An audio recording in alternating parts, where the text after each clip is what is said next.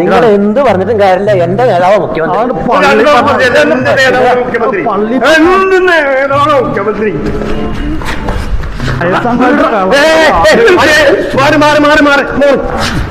എന്താ പ്രശ്നം? അതെ, 40 സീറ്റിൽ നിന്ന് 102 സീറ്റാക്കി എന്റെ നേതാവ് മുഖ്യമന്ത്രി.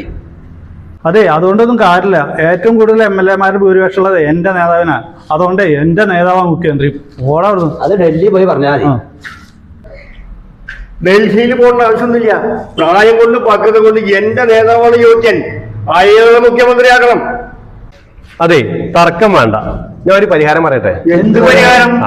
തിങ്കളും ചൊവ്വയും നിങ്ങളുടെ നേതാവ് മുഖ്യമന്ത്രി, ബുധനും വ്യാഴവും നിങ്ങളുടെ നേതാവ് മുഖ്യമന്ത്രി, വെള്ളി ശനി നിങ്ങളുടെ നേതാവ് മുഖ്യമന്ത്രി. അപ്പൊ ഞായറാഴ്ച അന്ന് ലീവല്ലേ? അത് ശരി. എങ്ങനെയുണ്ട്? മുന്നണി സിന്ദാബാദ്.